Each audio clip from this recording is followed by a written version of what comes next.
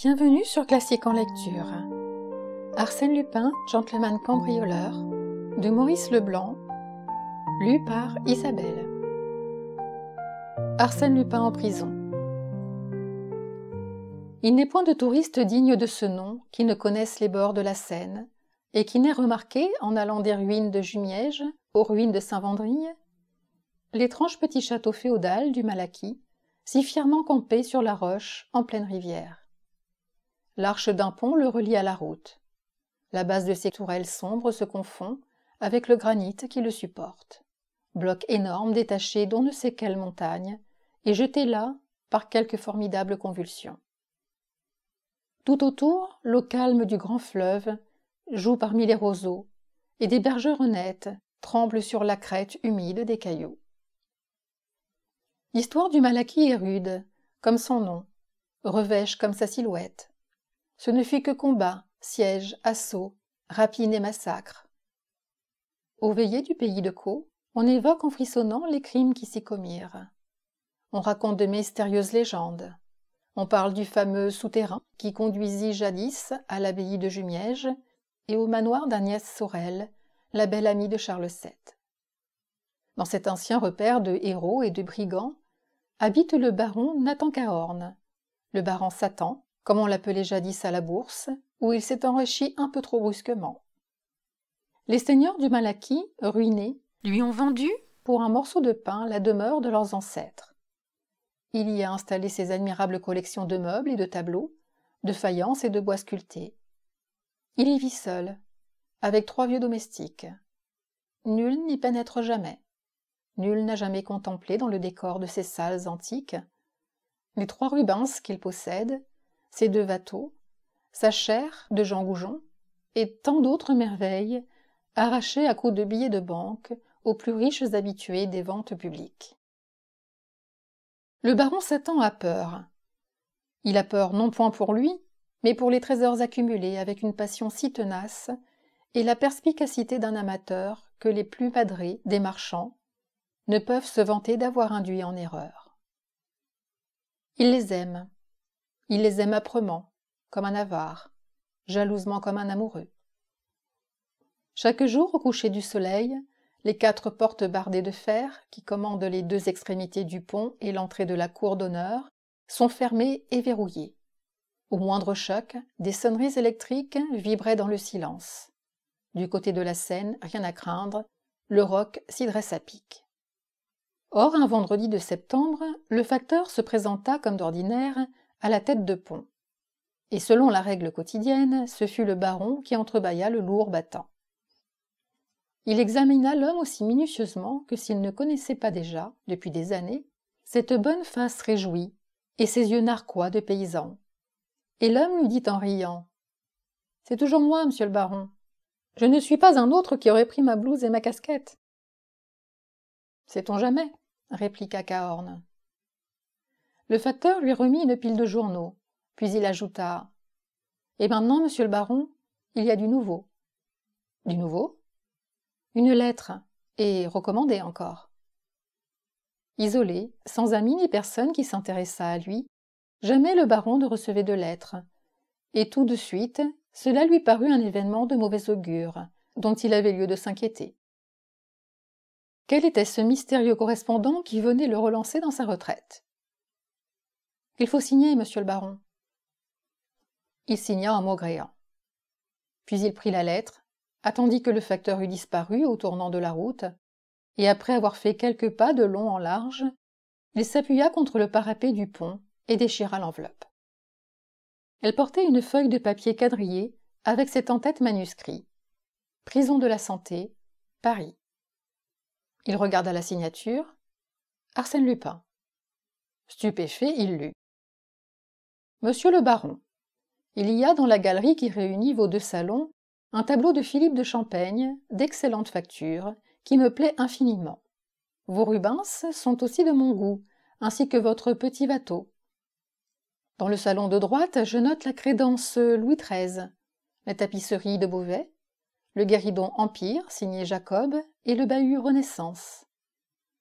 Dans celui de gauche, toute la vitrine des bijoux et des miniatures.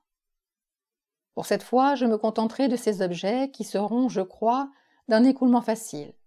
Je vous prie donc de les faire emballer convenablement et de les expédier à mon nom, port payé, en gare de Batignolles, avant 8 jours. Faute de quoi, je ferai procéder moi-même à leur déménagement dans la nuit du mercredi 27 au jeudi 28 septembre. Et comme de juste, je ne me contenterai pas des objets sus-indiqués. Veuillez excuser le petit dérangement que je vous cause et accepter l'expression de mes sentiments de respectueuse considération. Signé Arsène Lupin. P.S.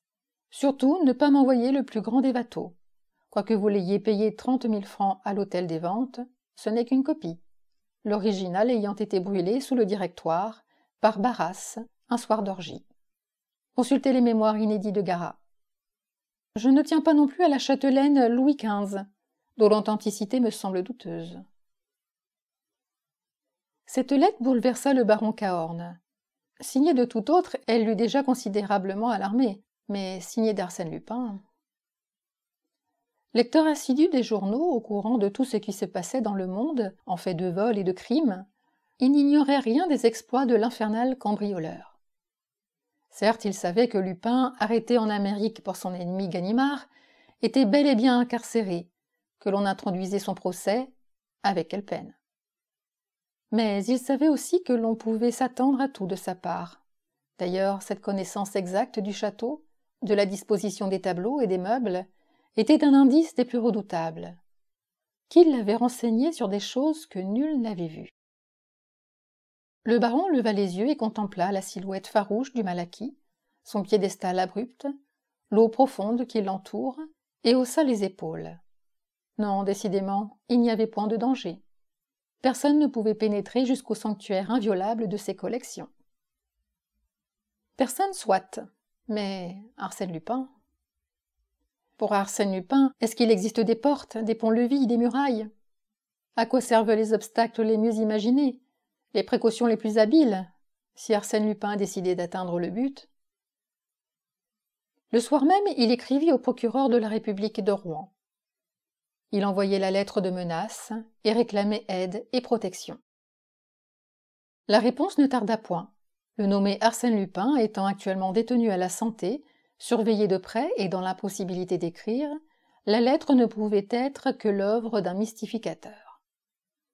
Tout le démontrait, la logique et le bon sens, comme la réalité des faits. Toutefois, et par excès de prudence, on avait commis un expert à l'examen de l'écriture, et l'expert déclarait que, malgré certaines analogies, cette écriture n'était pas celle du détenu. Malgré certaines analogies, le baron ne retint que ces 3 mots effarants, où il voyait l'aveu d'un doute qui, à lui seul, aurait dû suffire pour que la justice intervînt. Ses craintes s'exaspérèrent. Il ne cessait de relire la lettre. « Je ferai procéder moi-même au déménagement. » Et cette date précise, la nuit du 27 au 28 septembre. Soupçonneux et taciturne, il n'avait pas osé se confier à ses domestiques, dont le dévouement ne lui paraissait pas à l'abri de toute épreuve. Cependant, pour la première fois depuis des années, il éprouvait le besoin de parler, de prendre conseil. Abandonné par la justice de son pays, il n'espérait plus se défendre avec ses propres ressources. Et il fut sur le point d'aller jusqu'à Paris et d'implorer l'assistance de quelque ancien policier. 2 jours s'écoulèrent. Le 3e, en lisant ses journaux, il tressaillit de joie. Le Réveil de Caudebec publiait cet entrefilet. Nous avons le plaisir de posséder dans nos murs, depuis bientôt 3 semaines, l'inspecteur principal Ganimard, un des vétérans du service de la Sûreté.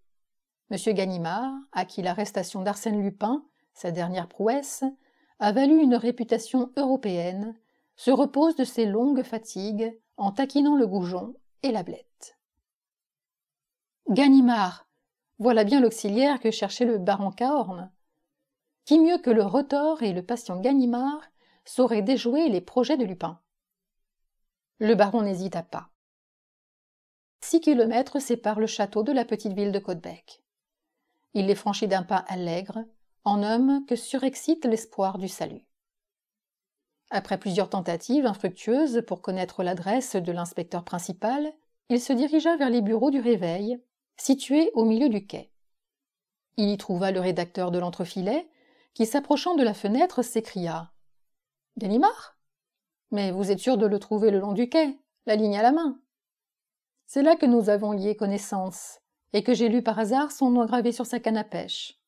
Tenez, le petit vieux que l'on aperçoit là-bas, sous les arbres de la promenade. En redingote et en chapeau de paille ? Justement. Ah, un drôle de type. Pas un causeur et plutôt bourru. 5 minutes après, le baron abordait le célèbre Ganimard, se présentait et tâchait d'entrer en conversation. N'y parvenant point, il aborda franchement la question et exposa son cas. L'autre écouta, immobile, sans perdre de vue le poisson qu'il guettait, puis il tourna la tête vers lui, le toisa des pieds à la tête, d'un air de profonde pitié, et prononça « Monsieur, ce n'est guère l'habitude de prévenir les gens que l'on veut dépouiller. Arsène Lupin en particulier ne commet pas de pareilles bourdes. Cependant, monsieur, si j'avais le moindre doute, croyez bien que le plaisir de fourrer encore dedans ce cher Lupin l'emporterait sur toute autre considération. Par malheur, ce jeune homme est sous les verrous. Et s'il s'échappe ? On ne s'échappe pas de la santé. Mais lui, pas plus qu'un autre.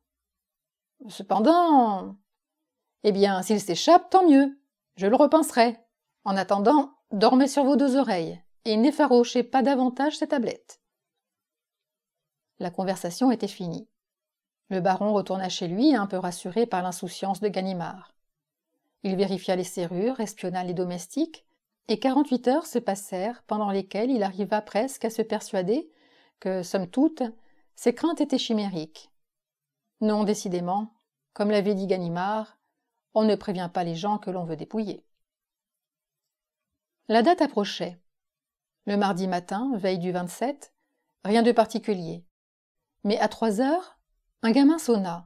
Il apportait une dépêche. Aucun colis en gare Batignolles. Préparez tout pour demain soir. Signé Arsène. De nouveau, ce fut l'affolement, à tel point qu'il se demanda s'il ne céderait pas aux exigences d'Arsène Lupin. Il courut à Caudebec. Ganimard pêchait à la même place, assis sur un pliant. Sans un mot, il lui tendit le télégramme. « Et après ?» fit l'inspecteur. « Après ? Mais c'est pour demain !»« Quoi ? Le cambriolage, le pillage de mes collections !» Ganimard déposa sa ligne, se tourna vers lui et, les 2 bras croisés sur sa poitrine, s'écria d'un ton d'impatience. « Ah, ça ! Est-ce que vous vous imaginez que je vais m'occuper d'une histoire aussi stupide ? Quelle indemnité demandez-vous pour passer au château la nuit du 27 au 28 septembre ? Pas un sou, fichez-moi la paix. Fixez votre prix, je suis riche, extrêmement riche. La brutalité de l'offre déconcerta Ganimard, qui reprit plus calme. Je suis ici en congé, et je n'ai pas le droit de me mêler.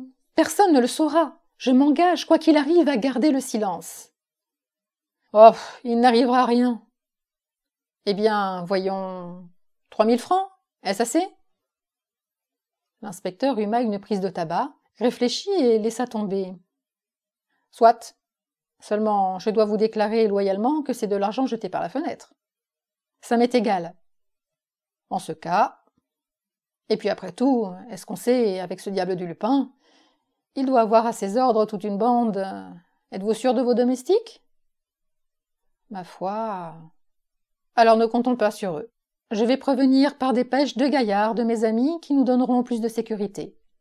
Et maintenant filez, qu'on ne nous voit pas ensemble. À demain, vers les 9 heures. Le lendemain, date fixée par Arsène Lupin, le baron Cahorn décrocha sa panoplie, fourbit ses armes et se promena aux alentours du Malaquis. Rien d'équivoque ne le frappa. Le soir, à 8h30, il congédia ses domestiques. Ils habitaient une aile en façade, sur la route, mais un peu en retrait, tout au bout du château. Une fois seul, il ouvrit doucement les 4 portes. Après un moment, il entendit des pas qui s'approchaient. Ganimard présenta ses 2 auxiliaires, grands gars solides, au cou de taureau et aux mains puissantes, puis demanda certaines explications. S'étant rendu compte de la disposition des lieux, il ferma soigneusement et barricada toutes les issues par où l'on pouvait pénétrer dans les salles menacées. Il inspecta les murs, souleva les tapisseries, puis enfin il installa ses agents dans la galerie centrale. « Pas de bêtises, hein? On n'est pas ici pour dormir. À la moindre alerte, ouvrez les fenêtres de la cour et appelez-moi. Attention aussi du côté de l'eau.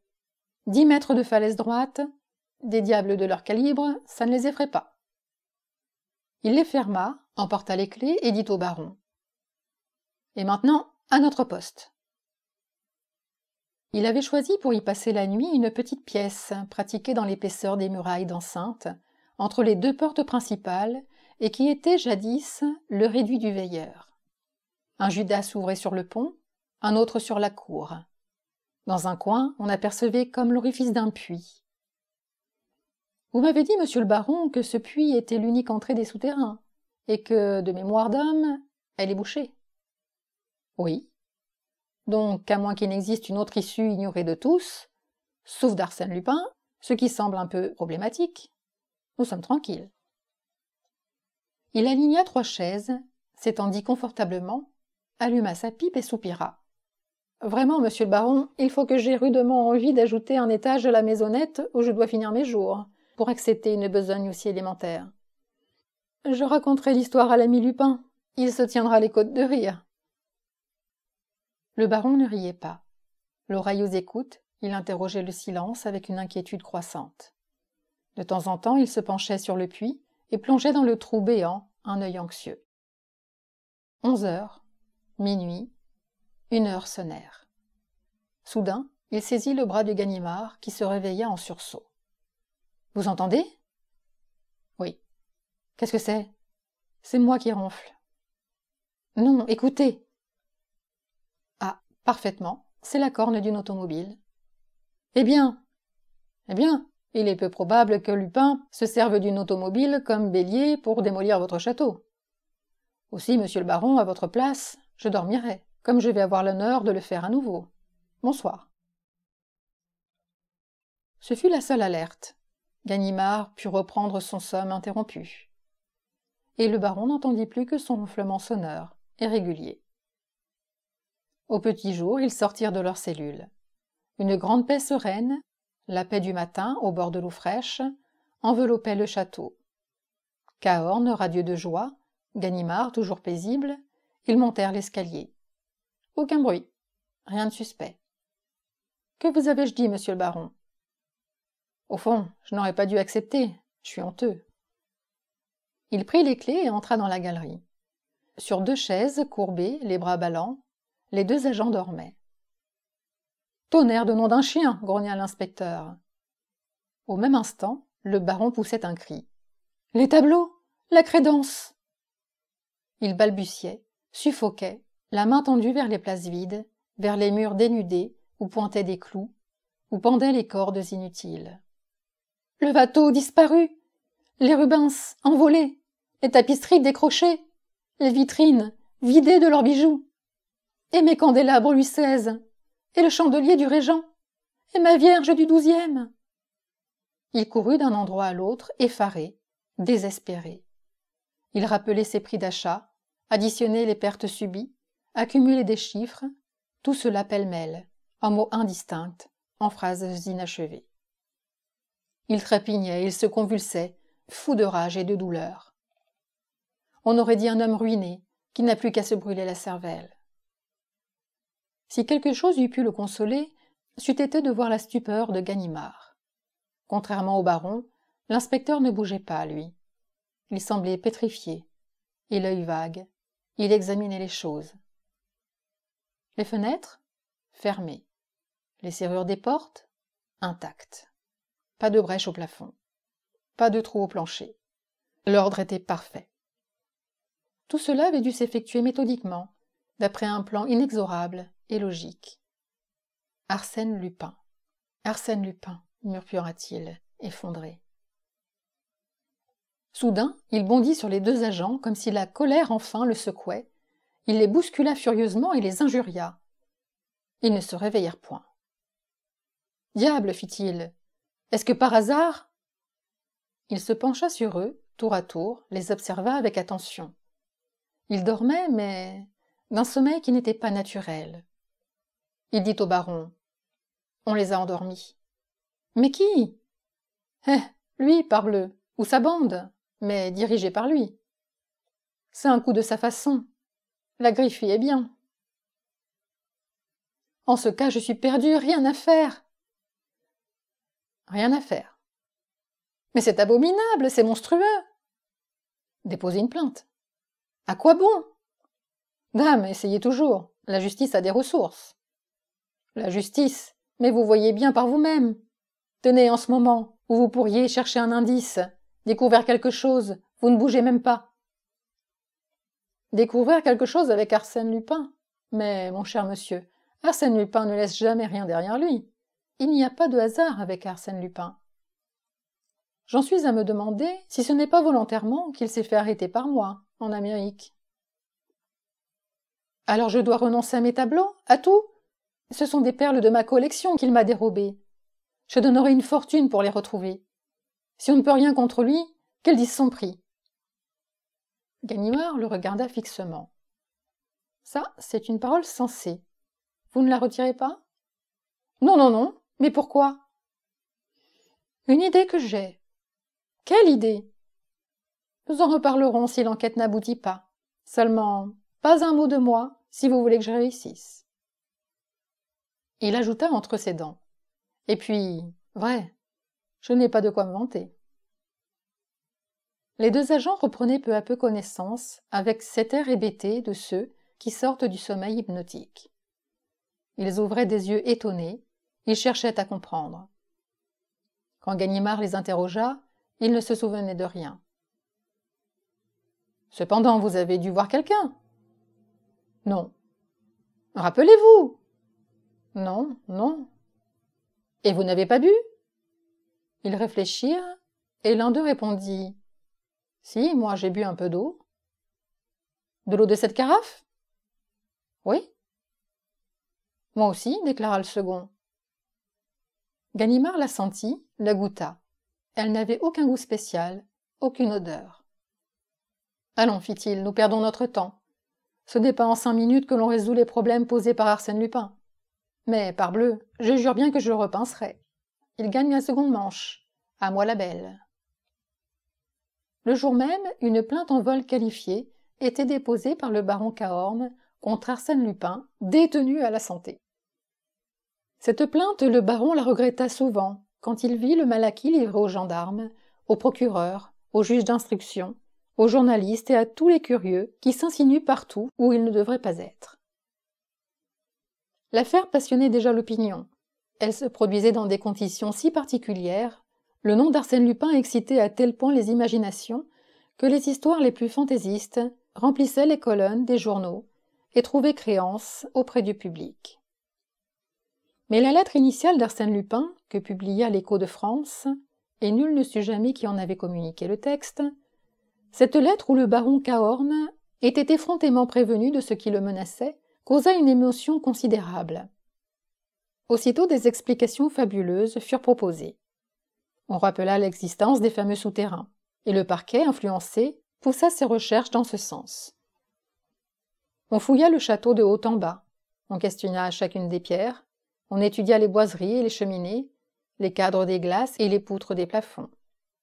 À la lueur des torches, on examina les caves immenses où les seigneurs du Malaquis entassaient jadis leurs munitions et leurs provisions. On sonda les entrailles du rocher. Ce fut vainement. On ne découvrit pas le moindre vestige de souterrain. Il n'existait point de passage secret.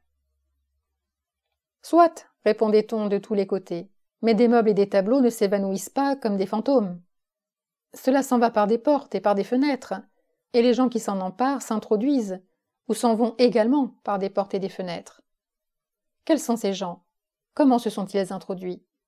Et comment s'en sont-ils allés ? » Le parquet de Rouen, convaincu de son impuissance, sollicita le secours d'agents parisiens. M. Dudouis, chef de la sûreté, envoya ses meilleurs limiers de la brigade de fer. Lui-même fit un séjour de 48 heures au Malaquis. Il ne réussit pas davantage. C'est alors qu'il manda l'inspecteur Ganimard, dont il avait eu si souvent l'occasion d'apprécier les services.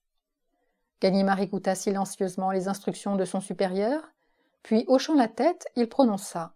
« Je crois que l'on fait fausse route en s'obstinant à fouiller le château. La solution est ailleurs. »« Et où donc ?»« Auprès d'Arsène Lupin. »« Auprès d'Arsène Lupin ? Supposer cela, c'est admettre son intervention. »« Je l'admets. Bien plus, je la considère comme certaine. »« Voyons, Ganimard, c'est absurde. Arsène Lupin est en prison. »« Arsène Lupin est en prison, soit. Il est surveillé, je vous l'accorde. Mais il aurait des fers aux pieds, des cordes aux poignets et un bâillon sur la bouche, que je ne changerai pas d'avis. » « Et pourquoi cette obstination ? » « Parce que seul Arsène Lupin est de taille à combiner une machination de cette envergure, et à la combiner de telle façon qu'elle réussisse. Comme elle a réussi. Des mots, Ganimard, qui sont des réalités. Mais voilà qu'on ne cherche pas de souterrain, de pierres tournant sur un pivot, ou autre baliverne de ce calibre. Notre individu n'emploie pas des procédés aussi vieux jeu. Il est d'aujourd'hui, ou plutôt de demain. Et vous en concluez ? Je conclus en vous demandant nettement l'autorisation de passer 1 heure avec lui. Dans sa cellule ? Oui. Au retour d'Amérique, nous avons entretenu, pendant la traversée, d'excellents rapports, et j'ose dire qu'il a quelque sympathie pour celui qui a su l'arrêter. S'il peut me renseigner sans se compromettre, il n'hésitera pas à m'éviter un voyage inutile. Il était plus de midi lorsque Ganimard fut introduit dans la cellule d'Arsène Lupin. Celui-ci, étendu sur son lit, leva la tête et poussa un cri de joie. « Ah, ça c'est une vraie surprise, ce cher Ganimard ici. » Lui-même. Je désirais bien des choses dans la retraite que j'ai choisie, mais aucune plus passionnément que de t'y recevoir. Trop aimable. Mais non, je professe pour toi la plus vive estime. J'en suis fière. Je l'ai toujours prétendu. Ganimard est notre meilleur détective. Il vaut presque... Tu vois, je suis franc. Il vaut presque Sherlock Holmes. Mais en vérité, je suis désolée de n'avoir à t'offrir que cet escabeau. Et pas un rafraîchissement, pas un verre de bière. Excuse-moi, je suis là de passage. Ganimard s'assit en souriant, et le prisonnier reprit, heureux de parler. Mon Dieu, que je suis content de reposer mes yeux sur la figure d'un honnête homme. J'en ai assez de toutes ces faces d'espions et de mouchards qui passent 10 fois par jour la revue de mes poches et de ma modeste cellule pour s'assurer que je ne prépare pas une évasion. Fichtre ce que ce gouvernement tient à moi. Il a raison. Mais non, je serais si heureux qu'on me laisse à vivre dans mon petit coin. Avec les rentes des autres ? N'est-ce pas ? Ce serait si simple. Mais je bavarde, je dis des bêtises, et tu es peut-être pressé. Allons au fait, Ganimard. Qu'est-ce qui me vaut l'honneur d'une visite ? L'affaire Cahorn, déclara Ganimard, sans détour. Halte là, 1 seconde. C'est que j'en ai tant d'affaires que je trouve d'abord dans mon cerveau l'affaire Cahorn. Ah, voilà, j'y suis. Affaire Cahorn. Château du Malaquis, Seine-Inférieure. 2 Rubens, 1 Watteau et quelques menus objets. Menus ? Oh, ma foi, tout cela est de médiocre importance. Il y a mieux. Mais il suffit que l'affaire t'intéresse. Parle donc, Ganimard. Dois-je t'expliquer où nous en sommes de l'instruction ? Inutile, j'ai lu les journaux de ce matin. Je me permettrai même de te dire que vous n'avancez pas très vite. C'est précisément la raison pour laquelle je m'adresse à ton obligeance. Entièrement à tes ordres. Tout d'abord ceci. L'affaire a bien été conduite par toi. Depuis A jusqu'à Z. La lettre d'avis, le télégramme sont de ton serviteur. Je dois même en avoir quelque part les récépissés. Arsène ouvrit le tiroir d'une petite table en bois qui composait, avec le lit et l'escabeau, tout le mobilier de la cellule, y prit 2 chiffons de papier et les tendit à Ganimard. « Ah ça ! Mais, s'écria celui-ci, je te croyais gardé à vue et fouillé pour un oui pour un non. Or tu lis les journaux, tu collectionnes les reçus de la poste ? Bah, ces gens sont si bêtes. Ils décousent la doublure de ma veste, ils explorent les semelles de mes bottines, ils auscultent les murs de cette pièce. Mais pas un n'aurait l'idée qu'Arsène Lupin soit assez niais pour choisir une cachette aussi facile. C'est bien là-dessus que j'ai compté. Ganimard, amusé, s'exclama. Quel drôle de garçon! Tu me déconcertes. Allons, raconte-moi l'aventure. Oh oh, comme tu y vas! T'initier à tous mes secrets, te dévoiler mes petits trucs, c'est bien grave. Ai-je eu tort de compter sur ta complaisance? Non, Ganimard. Et puisque tu insistes... Arsène Lupin arpenta 2 ou 3 fois sa chambre, puis s'arrêtant. Que penses-tu de ma lettre au baron? Je pense que tu as voulu te divertir, épater un peu la galerie. Ah, voilà, épater la galerie. Eh bien, je t'assure, Ganimard, que je te croyais plus fort. Est-ce que je m'attarde à ces puérilités, moi, Arsène Lupin? Est-ce que j'aurais écrit cette lettre si j'avais pu dévaliser le baron sans lui écrire? Mais comprends donc, toi et les autres, que cette lettre est le point de départ indispensable, le ressort qui a mis toute la machination en branle. Voyons, procédons par ordre et préparons ensemble, si tu veux, le cambriolage du Malaquis. Je t'écoute. Donc, supposons un château rigoureusement fermé, barricadé, comme l'était celui du baron Cahorn. Vais-je abandonner la partie et renoncer à des trésors que je convoite, sous prétexte que le château qui les contient est inaccessible? Évidemment non. Vais-je tenter l'assaut comme autrefois, à la tête d'une troupe d'aventuriers? Enfantin. Vais-je m'y introduire sournoisement? Impossible. Reste un moyen. L'unique, à mon avis, c'est de me faire inviter par le propriétaire du dit château. Le moyen est original. Et combien facile. Supposons qu'un jour le dit propriétaire reçoive une lettre, l'avertissant de ce que trame contre lui un nommé Arsène Lupin, cambrioleur réputé. Que ferait-il? Il enverrait une lettre au procureur, qui se moquerait de lui, puisque le dit Arsène Lupin est actuellement sous les verrous. Donc, affolement du bonhomme, lequel est tout prêt à demander secours au premier venu. N'est-il pas vrai? Cela est hors de doute. Et s'il lui arrive de lire dans une feuille de chou qu'un policier célèbre est en villégiature dans la localité voisine? Il irait s'adresser à ce policier. Tu l'as dit! Mais d'autre part, admettons qu'en prévision de cette démarche inévitable, Arsène Lupin ait prié l'un de ses amis les plus habiles de s'installer à Caudebec, d'entrer en relation avec un rédacteur du Réveil, journal auquel est abonné le baron, de laisser entendre qu'il est un tel, le policier célèbre. Qu'adviendrait-il? Que le rédacteur annoncerait dans le Réveil la présence de Caudebec du dit policier. Parfait! Et de 2 choses l'une, ou bien le poisson, je veux dire Cahorn, ne mord pas à l'hameçon, et alors rien ne se passe, ou bien c'est l'hypothèse la plus vraisemblable, il accourt, tout frétillant. Et voilà donc mon Cahorn implorant contre moi l'assistance de l'un de mes amis. De plus en plus original.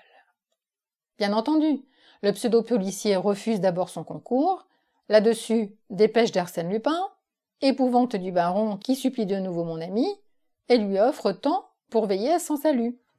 Le dit ami accepte, amène 2 gaillards de notre bande, qui, la nuit, pendant que Cahorn est gardé à vue par son protecteur, déménagent par la fenêtre un certain nombre d'objets et les laissent glisser à l'aide de cordes dans une petite chaloupe affrétée ad hoc. C'est simple comme Lupin. Et c'est tout bêtement merveilleux, s'écria Ganimard, et je ne saurais trop louer la hardiesse de la conception et l'ingéniosité des détails. Mais je ne vois guère de policier assez illustre pour que son nom ait pu attirer, suggestionner le baron à ce point. Il y en a un, et il n'y en a qu'un.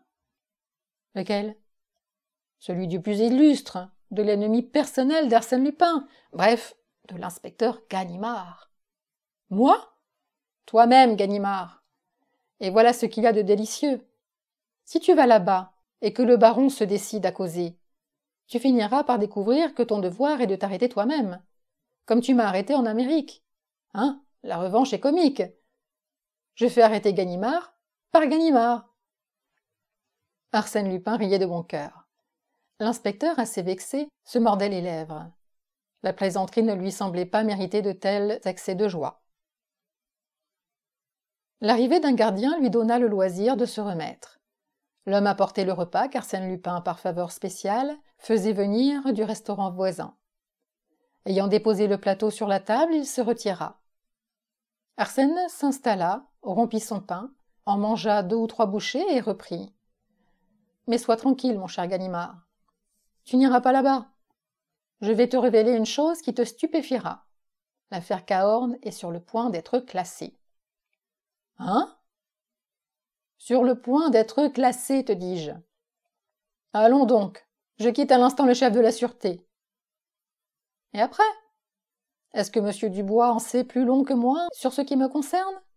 Tu apprendras que Ganimard, excuse-moi, que le pseudo-Ganimard est resté en fort bon terme avec le baron. Celui-ci, et c'est la raison principale pour laquelle il n'a rien avoué, l'a chargé de la très délicate mission de négocier avec moi une transaction, et à l'heure présente, moyennant une certaine somme, il est probable que le baron est entré en possession de ces chers bibelots.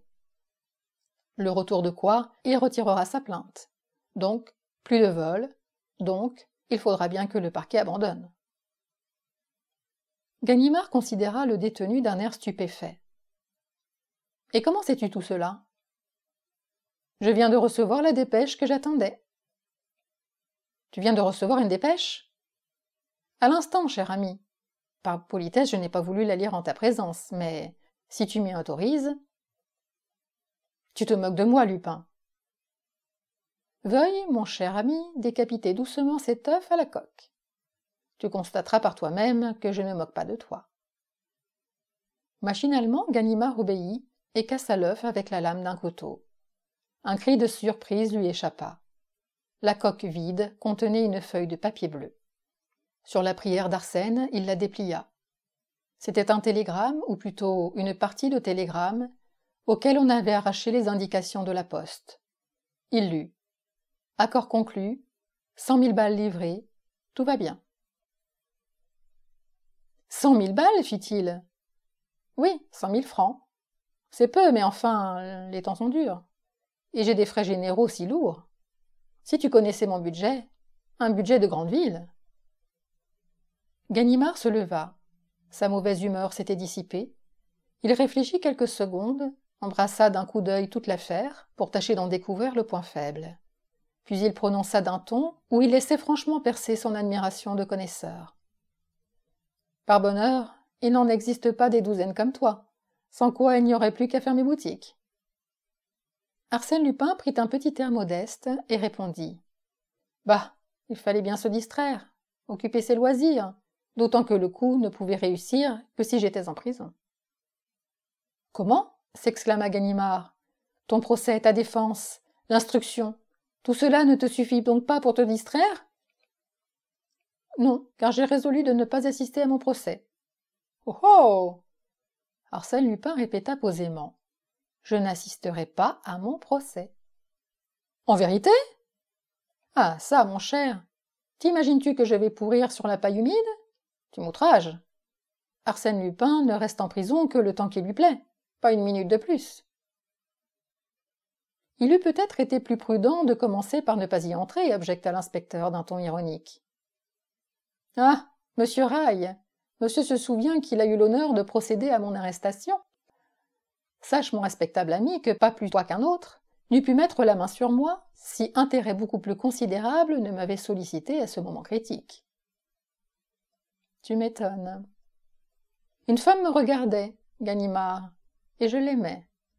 Comprends-tu tout ce qu'il y a dans ce fait d'être regardé par une femme que l'on aime ? Le reste m'importait peu, je te le jure. Et c'est pourquoi je suis ici. Depuis bien longtemps, permets-moi de le remarquer. Je voulais oublier d'abord. Ne ris pas, l'aventure a été charmante, et j'en ai gardé encore le souvenir attendri. Et puis, je suis quelque peu neurasthénique. La vie est si fiévreuse de nos jours. Il faut savoir à certains moments faire ce que l'on appelle une cure d'isolement. Cet endroit est souverain pour les régimes de ce genre. On y pratique la cure de la santé dans toute sa rigueur. « Arsène Lupin, observa Ganimard, tu te paies ma tête. » Ganimard affirma Lupin, nous sommes aujourd'hui vendredi. Mercredi prochain, j'irai fumer mon cigare chez toi, rue Pergolèse, à 4 heures de l'après-midi. Arsène Lupin, je t'attends. Ils se serrèrent la main, comme de bons amis qui s'estiment à leur juste valeur, et le vieux policier se dirigea vers la porte. « Ganimard !» Celui-ci se retourna. « Qu'y a-t-il ?»« Ganimard, tu oublies ta montre. »« Ma montre ?»« Oui, elle s'est égarée dans ma poche. » Il la lui rendit en s'excusant. « Pardonne-moi, une mauvaise habitude. Mais ce n'est pas une raison parce qu'ils m'ont pris la mienne, pour que je te prive de la tienne. D'autant que j'ai un chronomètre dont je n'ai pas à me plaindre et qui satisfait pleinement à mes besoins. » Il sortit du tiroir une large montre en or, épaisse et confortable, ornée d'une lourde chaîne. « Et celle-ci, de quelle poche vient-elle » demanda Ganimard. Arsène Lupin examina négligemment les initiales. « J.B. Que diable cela peut-il bien être ?»« Ah oui, je me souviens. Jules Bouvier, mon juge d'instruction. Un homme charmant. »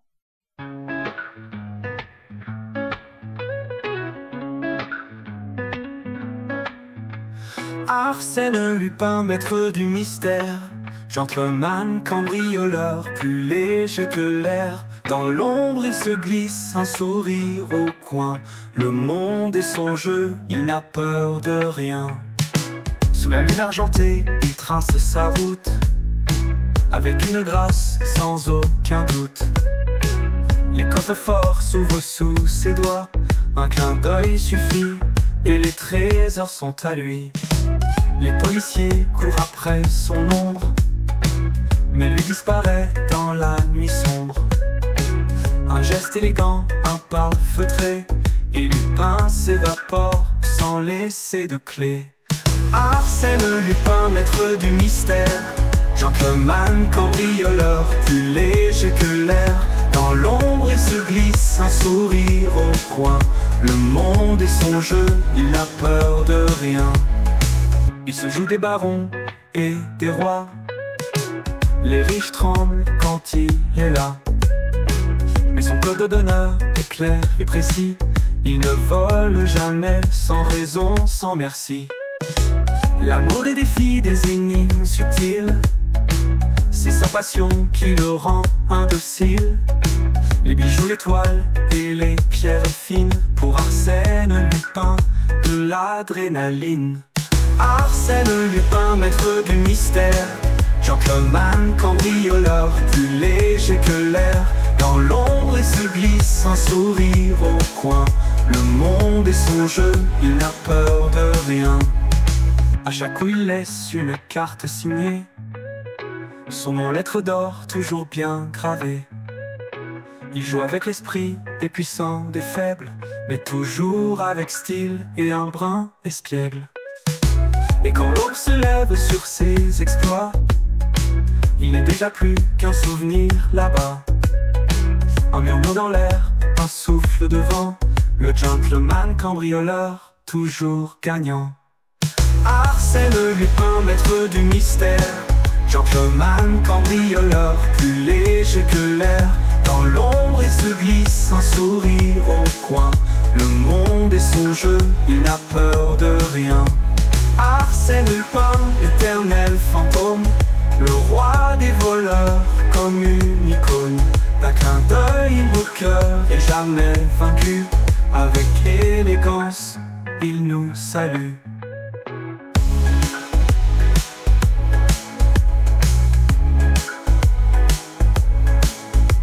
L'amour de son jeu, il n'a peur de rien. Amour des défis, des énigmes subtiles, c'est sa passion qui le rend indocile.